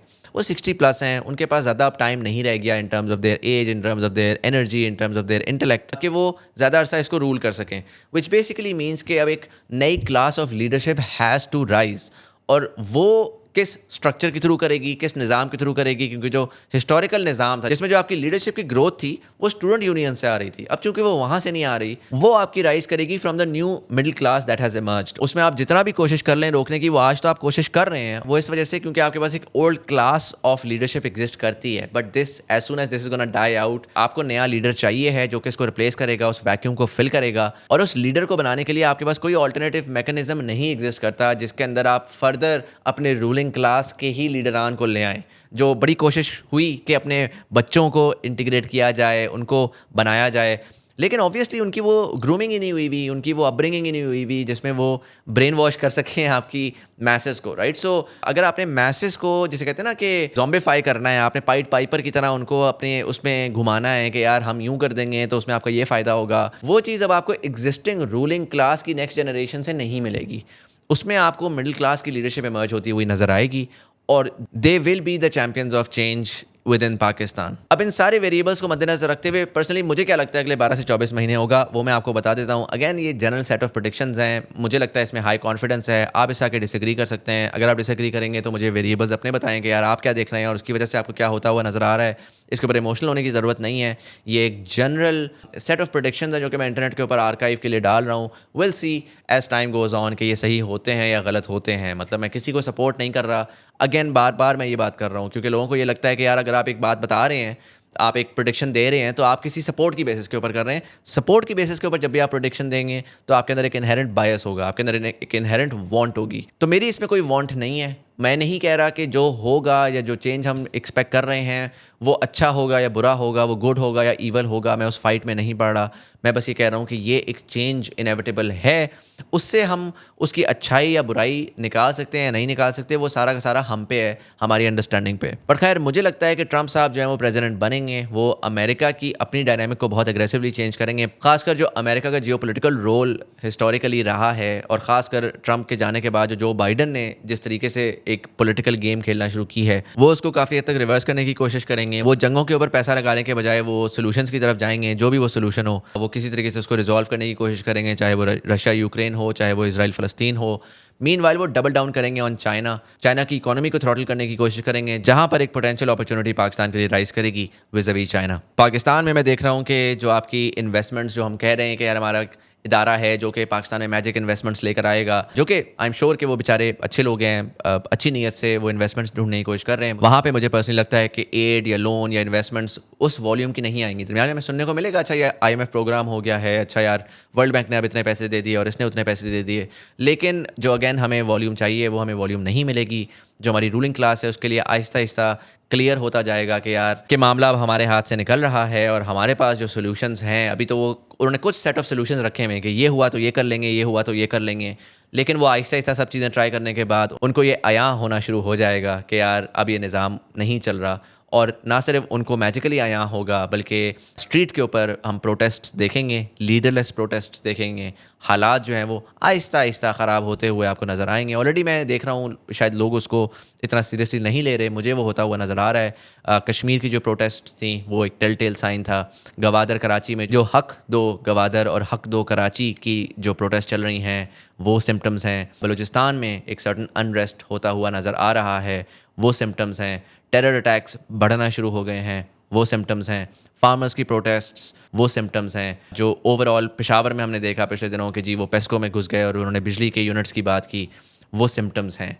जो कौम है वो खामोश ज़रूर बैठी हुई है, लेकिन इकोनॉमिक्स ये डिक्टेट करती है कि कौम की बाइंग पावर इरोड करेगी, महंगाई वन वे और द अदर बढ़ेगी, हालात इनसिक्योरिटी, ये तमाम चीज़ें वन वे और दी अदर ख़राब होंगे। इवन आज सुबह as I am recording this video 8:50 हो रहे हैं सुबह के, और मैंने आज हेडलाइंस देखी तो दो मुझे हेडलाइंस नज़र आई जिसमें कराची में गोल्ड मेडलिस्ट IBA के MBA के स्टूडेंट को बाइक की चोरी की खातिर गोली मार के मार दिया गया। इस्लामाबाद में बाइक को चोरी करने के लिए एक बंदे को मार दिया गया। ये रैंडम नहीं है, ये स्पोरेडिक नहीं है, ये सिम्टम्स हैं ऑफ अ वाइडर डिजीज़ जिसकी सोल्यूशंस इस वक्त हम कैंसर को पैराडोल से फिक्स करने की कोशिश कर रहे हैं। और कैंसर मैं इस वजह से कहता हूँ बिकॉज कैंसर जो है ना वो आपकी अपनी बॉडी के सेल्स होते हैं, वो कोई बाहर की कोई वायरस नहीं होता, कोई बाहर का इन्फेक्शन नहीं होता, कोई फॉरेन इंटरवेंशन नहीं होती कि यार ये वो फॉरेन बॉडी है जो आपको आके मारने की कोशिश कर रही है। कैंसर जो होता है ना वो आपके अपने सेल्स होते हैं जो कि ज़रूरत से ज़्यादा न्यूट्रिशन डिमांड करते हैं, जो ज़रूरत से ज़्यादा बॉडी का जो स्पेस है वो डिमांड करते हैं, और अगर उनको बहुत ज़्यादा ग्रो करने दिया जाए तो वो फिर इवेंचुअली पूरी बॉडी को मार देते हैं। तो होता ये है कि बॉडी फिर इवेंचुअली जब अगर कैंसर बहुत ज़्यादा ग्रो करना शुरू हो जाए तो फिर बॉडी के अंदर रिएक्शंस आना शुरू हो जाते हैं, सिम्टम्स आना शुरू हो जाते हैं, and then the only logical outcome है कि फिर आपको मैनेज करना पड़ता है, आपको कैंसर को हटाना पड़ता है, आपको सर्टन कीमोथेरेपी करनी पड़ती है जिससे you feel sick in the short run but you have a good longevity in the longer run. और कैंसर के सेल्स क्योंकि आपके अपने भाई हैं, आपके अपने सेल्स हैं, तो मैं नहीं कह रहा कि वो ईवल है, वो अपने हिसाब से वो उनको वाकई अगर आप कैंसर सेल से बात करेंगे तो वो यही कहेगा कि यार मैं इस बॉडी का हिस्सा हूँ, मैं बल्कि इस बॉडी का ना सिर्फ हिस्सा हूँ बल्कि मैं इसका बेस्ट हिस्सा हूँ, क्योंकि मैं सबसे ज़्यादा ग्रो करना जानता हूँ, मेरे अंदर सबसे ज़्यादा एनर्जी है, मेरे अंदर सबसे ज़्यादा पावर है। लेकिन वो जो है जब आप उस कैंसर सेल को देखते हैं और जब आप रियलिस्टिकली उसको मैप आउट करते हैं तो एक ही आउटकम आपको नज़र आता है, और उस आउटकम को समझना पाकिस्तान के लिए बड़ा ज़रूरी है। नॉनदलेस पाकिस्तान में जो है वो आपके अगर इन्वेस्टमेंट्स नहीं आएंगी, हालात ख़राब होंगे, प्रोटेस्ट होंगी, तो अगेन उसकी वजह से जो आपकी रूलिंग क्लास है they will have to sit back and reevaluate. फिर इसी के साथ ट्रंप चूँकि चाइना के ऊपर जो है वो बड़ा हॉकिश होगा और हमें नज़र आ जाएगा कि अमेरिका जो है वो हमें पैसे नहीं दे पा रहा, तो वहाँ पर फिर CPEC का फ़ेज़ 2 जो है वो मेरे हिसाब से बहुत इंपॉर्टेंट होगा, जहाँ पर मैं एक्सपेक्ट कर रहा हूँ कि साउथ चाइना सी की तरफ जो है वो ट्रेड को चोक किया जाएगा, जिसकी वजह से चाइना जो है वो पाकिस्तान से फाइनली ट्रेड अपनी स्टार्ट करेगा और वहाँ से अपॉर्चुनिटी बढ़ेगी। दूसरा, चाइना के अंदर सर्टन रिस्ट्रिक्शंस लगेंगी, जैसा कि रशिया के ऊपर रिस्ट्रिक्शंस लगी, जिस पे पोटेंशियल अपॉर्चुनिटी होगी of certain low value but high volume products की जो कि पाकिस्तान में अगर रिलोकेट हो जाएं तो पाकिस्तान से मेड इन पाकिस्तान वो एक्सपोर्ट हो सकेंगी जो कि चाइना से नहीं हो सकती। तो क्विकली हम उस रिलोकेशन की तरफ जाएंगे जहाँ पर एक इकोनॉमिक अपॉर्चुनिटी हमारे लिए इमर्ज होती हुई नजर आएगी, और उस इकोनॉमिक अपॉर्चुनिटी को अगेन लेने के लिए certain changes within our governance system, within our rule of law, within our structures हमें करने पड़ेंगे to make use of that opportunity। तो इस सारे को करने के लिए politically speaking मुझे एक डील होती हुई नज़र आ रही है between Imran Khan and Pakistan establishment, जिसके अंदर जो अगर आज मैं स्टडी करूँ ना कि खान साहब जो बातें कर रहे हैं और ओवरऑल जो पॉलिटिकल आवाज़ मुझे आ रही है, तो खान साहब भी यही देख रहे हैं। वो भी बार बार कह रहे हैं कि मैंने पॉलिटिशियन से नहीं बात करनी, मैंने मिलिट्री से बात करनी है। वो भी based on my conversation with Khan's cabinet members pre vote of no confidence, वो भी इंडोनेशिया मॉडल की तरफ जा रहे हैं, वो भी उसी को देख रहे हैं और वो भी वेट आउट कर रहे हैं कि you know what is the right time जब खुद से इस्टेब्लिशमेंट आएगी और आके मेरे से बात करेगी, और वो भी निगोशिएट करेगी कि किस तरीके से over the next few years हम पावर के जो कंट्रोल है उसको किस तरीके से रिलिंक्विश करेंगे और किस तरीके से वो ट्रांजिशन होगा। अगेन मैं बार बार ये कह रहा हूँ, ये कॉन्वर्जेसन करना पाकिस्तान में बड़ा अजीब सा है, एज इफ़ के यू नो हम उसमें कॉन्स्टेंटली कैरेक्टर्स को ईवल कर देते हैं, एक अस वर्सेस देम कर देते हैं। हम कह देते हैं कि यार नहीं, मिलिट्री तो जो है ना वो सारी पावर टेक ओवर करना चाहती है। आप मिलिट्री के लोगों से बात करें, वो कहते हैं कि यार हम पावर टेक ओवर नहीं करना चाहते, बट जो दूसरे लोग बैठे हुए हैं वो कौन सा कोई अच्छा परफॉर्म कर रहे हैं। तो टेक्निकली जब आप उनसे बात करेंगे ना, आपको लगेगा यार वाकई सही बात कर रहे हैं, but the fact of the matter है कि वो चीज़ अनसस्टेनेबल है, वो दूसरी इकोनॉमीज़ में नहीं चल सकी, वो नहीं परफॉर्म कर सकी। तो while you are trying that, and I have no qualms with you trying that, I personally think कि that is not going to work out, and eventually you will realize that as well, and that is when they will have that negotiation as well.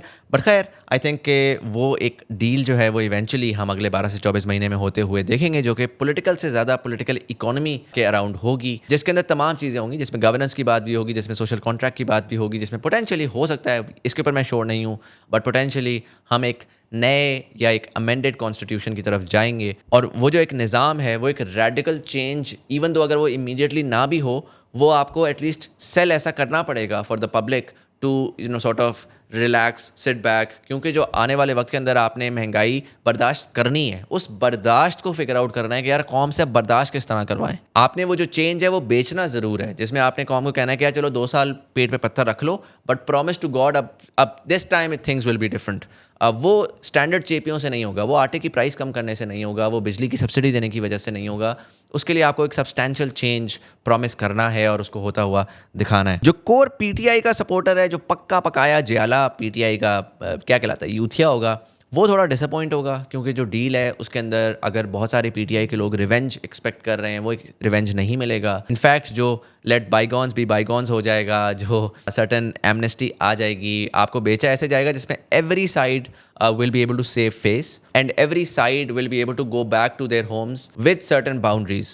तो काफ़ी लोग ये expect कर रहे हैं कि यार इतना हमारे साथ जुल्म हो गया, इतना ये हो गया, उतना वो हो गया, जिसने पाकिस्तान को यहाँ तक पहुँचाया है उस बंदे को उसका जो है वो कफ़ारा अदा करना चाहिए है, उसको जेल जाना चाहिए है, जो कि नहीं होगा। अगेन आपको इस एजम्पशन से चलना पड़ेगा कि तमाम लोग जो भी कुछ कर रहे हैं वो अपने हिसाब से मुहिब वतन है, वो अपने हिसाब से they think that they know the best solution for Pakistan, और उस assumption में आपको ये understand करना पड़ेगा कि they don't have the best solution for Pakistan, which is why it's not going to last very long and they will eventually fail। but उनकी नीयत को जब आप कहते हैं कि यार चलो सबकी नीयत ठीक है, सब अच्छी नीयत से काम करना चाह रहे थे, तो फिर इवेंचुअली जब आपकी नेगोशिएटेड सेटलमेंट होगी उसमें सब लोगों को आप कहोगे कि ठीक है चलो माफ़ किया, whatever, let's go back with a new reality that we are creating. तो जो डील है उसके बाद जो फॉलो अप होगा उसको अंडरस्टैंड करना बड़ा ज़रूरी है, वरना आपका दिल दुखेगा आने वाले वक्त के अंदर, जो कि आप अपनी एक्सपेक्टेशन को मैनेज कर लें। बट खैर आई थिंक पीटीआई जो है वो अपनी legacy for a very very long time लिख लेगी। आई थिंक पीटीआई का फ्यूचर बहुत ब्राइट है। एटलीस्ट अगर पीटीआई को ये बैन कर दें, जो भी कर लें, जो पीटीआई का जो कोर स्ट्रक्चर है वो चाहे जिस नाम से, जिस लोगो से, जिस निशान से इवेंचुअली मर्ज करेगा, उनकी लेगेसी बहुत स्ट्रॉन्ग है, उन्होंने हिस्ट्री में अपना नाम लिखवा लिया होगा।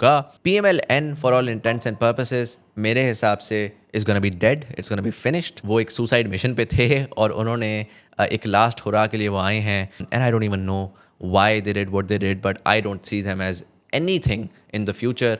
On the other hand People's Party जो है वो थोड़ी बहुत ही उसकी स्पेस जो सिंध में रह गई है वो स्पेस को मेंटेन करेगी. A lot of people still think कि People's Party will rise again. मैंने आपको पहले ऑलरेडी बोला कि जो लीडरशिप का फुकदान है उसके अंदर ज़ाहिर है कि बिलावल भुट्टो, जरदारी साहब और अली तरीन साहब और बहुत सारी आपको नेक्स्ट जनरेशन नज़र आ रही है, मेहर बानो कुरैशी और जैन कुरैशी और इस तरह के, जो कि बेसिकली रेडी हो रहे हैं इस वक्त for that next phase. But उसमें I don't see People's Party coming back to the same level जो उनका था. जैसा कि इंडिया के अंदर कांग्रेस जो भी कर ले वो गांधी साहब नहीं कर पा रहे, जो कि लाइक आई सेड कि जो इमर्जिंग मिडिल क्लास है उसमें ये ब्रांड्स बहुत ख़राब हो चुके हैं. जो शरीफ ब्रांड है, जो भुट्टो ब्रांड है, वो बहुत ज़्यादा ख़राब हो चुका है. पाकिस्तान एक सिंगल फैमिली या कपल ऑफ फैमिली डेमोक्रेसी से हट के अब पोटेंशियली मल्टी फैमिली डेमोक्रेसी में जाएगा. We not gonna go towards perfect democracy. हर चीज़ एक एवोल्यूशनरी होती है, एक ट्रांजिशन होती है. मुझे ये लगता है कि जहाँ पर 2 फैमिलीज़ पूरे पाकिस्तान को चलाती थी, between flip flopping between them, जो नेक्स्ट 20-30 ईयर्स की डेमोक्रेसी है उसमें हम अब देखेंगे कि 30-40 फैमिली की डेमोक्रेसी होगी, जिसमें Bakhtiyar family, Qureshi family, this family, that family, ये तमाम फैमिलीज़ जो हैं इन्होंने छोटे छोटे डिफरेंट रीजन, चौधरी फैमिली जो गुजरात वाली है, ये अपने अपने रीजन्स चलाएंगे और ये आपस में निगोशिएट करके एक पाकिस्तान का सोल्यूशन डिफाइन करने की कोशिश करेंगे, which will be better for Pakistan for now. जहाँ पर हम सिर्फ इक्की दुक्की फैमिली जो थी वो डिफ़ाइन करती थी और वो डिफ़ाइन करके बाकी सारे इन लाइन होते थे. अब जो है वो जब आपके पास 30-40 डिफरेंट फैमिलीज़ आपस में लड़ रही हैं, जिसमें हम एक स्टेप फर्दर इन डेमोक्रेसी चले जाएंगे, जिसमें दैट मीन्स कि अब इतना आसान नहीं होगा पाकिस्तान को कंट्रोल करना, इतना आसान नहीं होगा पाकिस्तान में डेमोक्रेसी को कंट्रोल करना, क्योंकि नोट्स बहुत ज़्यादा हो जाएंगे, प्रेशर ग्रुप्स बहुत ज़्यादा हो जाएंगे. तो overall it will be a win for democracy, it will be in the right direction. मुझे पर्सनली लगता है कि Jamaat Islami will make a very interesting come back over the next 10 years under जो उनके नईमुर रहमान साहब हैं. आई थिंक ओवरऑल पाकिस्तान में भी और हम दुनिया भर में राइट विंग की तरफ जा रहे हैं, जिसमें मुझे लगता है कि potentially PTI could emerge as the centre party, even though उस पर बड़े लोगों के बड़े ओपिनियंस हैं और मैं एक सेपरेट वीडियो करूँगा कि क्यों मुझे लगता है कि PTI is the centre party, but PTI will be the centre party. You'll find Jamaat Islami to emerge as the centre right and then centre left के अंदर वो अब एक क्वेश्चन मार्क है. आप लोग मुझे कमेंट सेक्शन में आके बताएं आपको क्या लगता है, क्या पीपल्स पार्टी वो सेंटर लेफ्ट का किरदार अदा करेगी, या फिर मिफ्ता इस्माइल और शायद खकान अब्बासी की जो पार्टी आ रही है वो शायद एक सेंटर लेफ्ट का किरदार अदा करे. ये मैं आपके ऊपर छोड़ता हूँ, वो मुझे ज़रूर आके कमेंट सेक्शन में बताइएगा. आई ऑल्सो बिलीव कि PTI जो थी वो एक ट्रांजिशनरी पार्टी थी. इमरान खान जो थे वो एक ट्रांजिशनरी लीडर थे और उनका टोटल रोल ये था कि उन्होंने पुराने स्टेटस को इतना वीकन कर देना है कि उन्होंने फ्लड गेट्स खोलने थे for the new system to start to rise. तो नॉर्मली होता ये है कि जब एक सिस्टम अपने अख्ताम पे पहुंच रहा होता है तो आपने एक बुनियाद रखनी होती है अगले सिस्टम की, और उसमें खान साहब का रोल था acceleration of the demise of the old system. Beyond that I do not believe that he has any solution for Pakistan in terms of कि यार ठीक है आपने पुराना तो ख़त्म कर दिया, आपने क्रिएटिव डिस्ट्रक्शन तो कर दी, अब बताइए ना अब आगे नया निज़ाम क्या बनना चाहिए. उसका सोल्यूशन खान साहब के पास नहीं है. उसका solution in fact majority of these leaders इनके पास नहीं है. और इसके ऊपर ये सोचना कि देखो ज़रा ये चुत्तू लोग हैं, इनके पास सोल्यूशन वोल्यूशन है नहीं, तबाही सारी मचा दी. It's fine if they don't have the solution. Martin Luther King ने अगर आके ब्लैक राइट्स मूवमेंट की बात की तो he was in that aspect transitionary as well, where वो पुराने निज़ाम को ख़त्म कर रहे थे. उसके बाद जो ब्लैक्स को राइट्स दिए, जो ब्लैक्स के निज़ाम को, सिस्टम को बेहतर किया, वो बहुत सारे और नए नोट्स थे जिन्होंने आके बैठ के सोचा कि यार अच्छा क्या ऐसे हम चीज़ें कर सकते हैं जिसमें फिर African American can be better integrated and so on and so fourth. इसी तरीके से पाकिस्तान के अंदर इस वक्त लोग बैठे हुए हैं, वो कह रहे हैं यार खान साहब बस आएंगे और कोई मैजिक हो जाएगा. तो अगेन अपने आप को आप डिसअपॉइंटमेंट की तरफ डाल रहे हैं. खान साहब का एक रोल है, वो उस रोल को वो निभाने की कोशिश कर रहे हैं. वो आपको उनकी पॉलिटिक्स से भी नजर आ रहा है कि वो एक टोटल अब उनकी ज़िंदगी का एक मकसद रह गया है, वो उस मकसद की तरफ गामजन हैं और वो शायद आ भी जाएं लेकिन वो सोल्यूशंस के साथ नहीं आएंगे. जितना मैंने PTI को स्टडी किया है, जितना मैंने उनके लोगों से बात की है पिछले 3-4 सालों के अंदर, उसमें बहुत सारे लोग वही पुराने स्टेटस को वाले रेंट सीकर्स हैं. वो सोल्यूशंस जो है ना, वो अच्छी नीयत से भी जो सोल्यूशन लेकर आते हैं उनको ज़्यादा कोई ₹1.5 का पता नहीं है. विच इज़ वाई जो मिडिल क्लास है ना पाकिस्तान की, पढ़ी लिखी मिडिल क्लास, वो इस वक्त जो डिस्पॉन्डेंट हुई भी है, मैं जो इस चैनल के ऊपर भी कर रहा हूँ बार बार, जिसमें मैं जब किसी सोल्यूशन की बात करता हूँ लोग कहते हैं इसमें इस मुल्क का तो कुछ हो ही नहीं सकता, तो ये तो जो है ना जी ऐसा निज़ाम है, तो आप जमील भाई कैसी बातें कर रहे हैं. ओ यार, for the love of God forget about the politics, stop worrying about that. 2 साल दें उसको, वो अपने आप को खुद सॉर्ट आउट करेगी और आपके पास एक बहुत गोल्डन अपॉर्चुनिटी आने वाली है जिसमें फ्लड गेट्स खुलेंगे, जिसमें आप जैसे लोग जो हैं वो पोटेंशियली एक बड़ा अच्छा रोल प्ले कर सकते हैं. पढ़े लिखे लोग जो पाकिस्तानी हैं, जो बाहर बैठे हैं, जो यहाँ पे बैठे हैं. सवाल ये है कि जब पुराना निज़ाम तबाह होगा और नए निज़ाम की तरफ हम जाने की कोशिश कर रहे होंगे, उस टाइम के ऊपर सोल्यूशंस क्या होंगे? क्या कोई ब्रेनस्टॉर्म कर रहा है उन सोल्यूशंस को? क्या कोई बैठा देख रहा है कि यार लेट्स राइट वाइट पेपर्स कि in the absence of the old system what can a new system look like, what can your new economic policy look like, what are the systems of law and order and governance जो कि in a perfect system exist कर सकते हैं? क्या वो ख्वाब हैं ऐसे? क्रिटिसाइज़ करना बहुत आसान है, मैं भी करता हूँ बहुत बड़ी दफ़ा। सॉल्यूशंस बनाना बड़ा मुश्किल होता है। ये कहना कि यार पाकिस्तान में मसले क्यों हैं, ये तो सबसे आसान काम है, ये तो कोई भी बैठ के कर सकता है। हर बंदा बैठता है और बैठ के कहता है यार मैं तुझे बताता हूँ पाकिस्तान में सबसे बड़ा मसला क्या है। उन प्रॉब्लम्स के सॉल्यूशंस डिफाइन करना वो ना सिर्फ मुश्किल काम है, वो बोरिंग काम है, ना उसके ऊपर व्यूज़ आते हैं, ना उसके ऊपर लाइक्स आते हैं, ना वो कोई करना चाहता है। Who has the time for that? But that is why I am saying आप, और मैं आप ये भी नहीं कह रहा मुल्क की खातिर करें। मैंने आपको पहले बताया एक लीडरशिप का फुकदान आया हुआ है, और कल का जो लीडर इमर्ज करेगा ना, मैं आपको बता रहा हूँ कि यार अगर आपने एमएनए बनना है, आपने सेनेटर बनना है, आपके पास अगले 2 साल के बाद अपॉर्चुनिटी फाइनली आने वाली है। आप बेशक मिडिल क्लास होंगे, आप बेशक आपके पास वो प्रिविलेज नहीं है, बट आपके पास वो अपॉर्चुनिटी आने वाली है। कौन आखिर में बनेगा? वो बनेगा जो इस वक्त बैठ कर अपना टाइम ज़ाया नहीं कर रहा टीवी के ऊपर, जो अपना इस टाइम पे अपना टाइम ज़ाया नहीं कर रहा कि सियासत में क्या चल रहा है और इसमें क्या चल रहा है। वो इस टाइम के ऊपर एक्चुअल पूरे निज़ाम को समझ रहा है, वो ग्लोबल जियो पॉलिटिक्स को समझ रहा है, वो पाकिस्तान के स्ट्रक्चर्स को समझ रहा है, और उस समझ की बेसिस के ऊपर वो सर्टन सोल्यूशंस के ऊपर काम कर रहा है। चाहे वो खामोशी से कर रहा है, चाहे वो पब्लिक के साथ इंटरेक्शन के साथ कर रहा है, but you need to be working on that right now. आप अपनी डिस्पॉन्डेंसी को 2 मिनट के लिए साइड पे रखें, अपना सर नीचे रखें और फिगर आउट करने की कोशिश करें कि अज्यूमिंग आपको अपॉर्चुनिटी मिले। देखिए मैं हो सकता है गलत हूँ, लेकिन अज्यूमिंग कि मैं 1% में सही हुआ और 24 महीने में वो ट्रांजेक्शन आया जो मैं आपको कह रहा हूँ आएगा, तो फिर उस टाइम पे कौन सोल्यूशंस लेकर आएगा? अगर आपके पास सोल्यूशन तैयार हुआ तो मैं आपको गारंटी दे रहा हूँ आपके पास जो अपॉर्चुनिटी आएगी, you will be catapulted to power, popularity and potentially पैसा एज वेल। सो सेल्फिशली करें, अपने लिए करें। जो पाकिस्तान का स्मार्टेस्ट आदमी है ना इस वक्त, मैं आपको ऑनेस्ट टू गॉड बता रहा हूँ, वो बातें नहीं कर रहा सोशल मीडिया पे बैठा हुआ, वो खामोशी से 2 साल बाद के लिए तैयारियां कर रहा है। और वो जो मैं आपको कह रहा हूँ 70% पार्लियामेंट, नेशनल असेंबली की, प्रोविंशियल असेंबलीज़ के अलग, उस पार्लियामेंट की जो रिप्लेसमेंट है वो उसके लिए तैयारी कर रहा है बैठा हुआ। और उसकी तैयारी के लिए उसको कनेक्शंस ड्रॉ करने की ज़रूरत नहीं है, क्योंकि the old Nizam will be dead. तो जो पुराने निज़ाम के उसने बड़े बड़े लोगों के लिए इसके साथ वो कनेक्शंस बना रहा है ना, उसके साथ वो सेल्फी खिंचवा ली और उसके साथ वो कर लिया, उन अंकल के लिए मैंने बड़े कारनामे सर अंजाम दे दिए, दैट निज़ाम will be dead just the same as के यार 1940s के अंदर इंडिपेंडेंस मूवमेंट्स भी चल रही थी, and then there were people जो कि बैठे ब्रिटिश एम्पायर का साथ दे रहे थे कि नहीं यार इतना बड़ा एम्पायर तो टूट ही नहीं सकता, मैं किसी तरह इनसे मैंने जान पहचान कर ली ना, मैंने लॉर्ड माउंट बेटन का बेस्ट फ्रेंड बन गया और मैंने उनकी खुशामदीद कर ली, तो वो मेरा सिस्टम सेट कर देंगे। All of those people are lost in obscurity. The people who understood कि there is a change coming, the people who understood कि यार patterns किस तरफ जा रहे हैं, and they started working on that.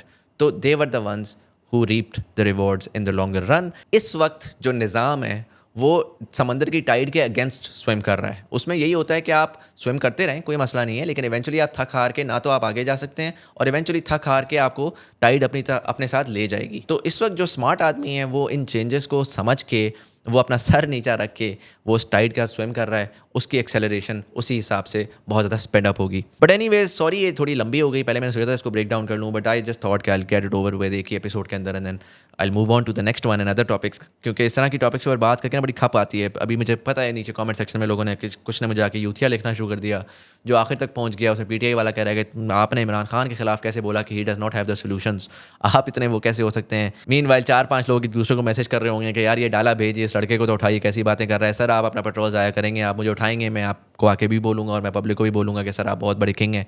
मैं एग्री करता हूँ आप बहुत बड़े किंग हैं, मैं बिल्कुल भी नहीं कह रहा कि आप बुरे आदमी हैं या कोई और बुरा आदमी है। मैं सिर्फ ये कह रहा हूँ कि सर्टन वेरिएबल्स हैं, मेरे बोलने ना बोलने से रियलिटी चेंज नहीं होगी, ना ही मैं आपके ख़िलाफ़ हूँ। तो अगर कोई जो है वो वीगो बेचने का सोच रहा है तो टाइम और पेट्रोल ना ज़ाया करिएगा, आप कहेंगे आपका सीन ऑन है। बट बाकी जो तमाम लोग हैं वो मुझे गालियाँ ना दें बराए करम। अपनी अगर काउंटर थॉट्स हैं मुझे आप कमेंट सेक्शन में ज़रूर आके बताइएगा। मेरी अपनी स्टडी है, मैं उसकी बेसिस के ऊपर कह रहा हूँ, आपकी क्या स्टडी है, वो क्या कहती है, वो मुझे आके बताइएगा। I would love to read that. Again offend ना होइएगा, I have no skin in the game and I don't support anyone as such. But anyways यहाँ पर मैं इसको ख़त्म करता हूँ, 2 घंटे मुझे बोलते हुए हो गए, थोड़ी सी एनर्जी मेरी डाउन हो गई है। So I am gonna wrap this up. I would love to hear your thoughts in the comment section below. Let's have a good quality discussion on what are your thoughts on आने वाले वक्त में क्या होगा, and assuming if I am right and आने वाले वक्त में एक चेंज इनेविटेबल है, तो फिर आपको क्या लगता है कि क्या पोटेंशियल सॉल्यूशंस हम निकाल सकते हैं, कौन सी ऐसी रेडिकल चेंजेस हमें चाहिए निज़ाम की, नॉट इंडिविजुअल कि यार सोलर पैनल को सस्ता करते हैं और इसको सस्ता करते हैं, बट निज़ाम की ऐसी क्या चेंजेस चाहिए। क्योंकि निज़ाम आप जब एक सर्टन बना देते हैं तो बाकी चीज़ें ऑटोमेटिकली उसके ऊपर होती रहती हैं, वो फिर the market, the public, the population then works on it. आप एक अच्छा लॉ एंड ऑर्डर दे दें, आप एक अच्छा इकोनॉमिक पॉलिसी दे दें, आप एक अच्छा स्ट्रक्चर दे दें, आप सिक्योरिटी सेफ्टी दे दें, तो ऑटोमेटिकली वो फिर पब्लिक जो है ना वो खुद देखें आप कैसे पाकिस्तान को उठा के लेके जाएगी. बट एनीवेज यहाँ पर मैं इसको ख़त्म करता हूँ. I look forward to reading your comments. यहाँ पर कहीं पर मेरा ईमेल एड्रेस आ रहा होगा. If you have any questions send me an email at thoughtbehindthings@gmail.com. Thank you so much for watching the video. अगर आपको वीडियो पसंद आई हो तो वीडियो को लाइक जरूर कर दीजिएगा and do consider subscribing to the channel अगर आपको सिमिलर इस तरह की और वीडियोस देखनी है. अगर आप अपना डिजिटल पर्सनल ब्रांड बनाना चाहते हैं या इस जैसा एक यूट्यूब चैनल बनाना चाहते हैं तो you can check out my digital media master class जो कि मैं स्टार्ट कर रहा हूँ बहुत जल्द, जिसमें लाइव सेशंस के थ्रू मैं 2 महीने लगा के आपको अपने 14 ईयर्स ऑफ एक्सपीरियंस का तमाम ओवरव्यू दूंगा. आपको बताऊंगा कि किस तरह फाउंडेशनली डिजिटल ब्रांड्स बिल्ड किए जाते हैं, इन्फ्लुएंस जनरेट किया जाता है, उसको मोनेटाइज कैसे करते हैं और ओवरऑल ये इंडस्ट्री कैसे काम करती है. तो नीचे डिस्क्रिप्शन में जाके आप लिंक पे क्लिक करके अपना ईमेल एड्रेस डाल सकते हैं and as soon as the master class is ready will send you an email. इस कोर्स में मैं बहुत सारे महीनों से काम कर रहा हूँ और मैंने ऑलरेडी काफ़ी मेहनत लगा दी हुई है. आने वाले दिनों में जब हम इसको लॉन्च भी करेंगे तो ये तमाम सेशंस लाइव होंगे, इसमें Q&As होंगे, हम सब मिलकर अंडरस्टैंड करेंगे और समझेंगे कि इंडस्ट्री कैसे काम करती है. तो जहाँ पर मेरा फ्री कंटेंट का ताल्लुक है वो यूट्यूब पे आता रहेगा, लेकिन this course is going to be paid and it is going to be expensive. तो अगर तो आप इंटरेस्टेड हैं जेन्युइनली टाइम लगाने में, एक अपना करियर बिल्ड करने में या अपना एक पर्सनल ब्रांड बिल्ड करने में, तो इसको ज़रूर चेकआउट करिएगा. अगर आप रैंडमली एक गेट रिच क्विक स्कीम चाह रहे हैं तो वो आपको इधर से नहीं मिलेगा. बट एनीवेज लिंक नीचे है, ज़रूर उसको चेकआउट करिएगा and we'll get in touch with you as soon as possible. अगर आप भी ओवरसीज पाकिस्तानी हैं और हमें सपोर्ट करना चाहते हैं so that we can continue to make videos like these on YouTube, आप नीचे स्ट्राइप के ऊपर क्लिक करके you can consider subscribing to our channel. उस पर एक छोटी सी अमाउंट है जो हर महीने आप हमें सपोर्ट करने के लिए दे सकते हैं, जिसके थ्रू हमारे ऑपरेशंस चलते हैं और हमारा एक सस्टेनेबल मॉडल चलता है जिसके तहत हम कंटिन्यूअसली ये कंटेंट बना सकते हैं. But anyways this was Syed Muzammil Hasan Zaidi. You were watching दिल की बात. Thank you so much for watching and I'll see you in the next one.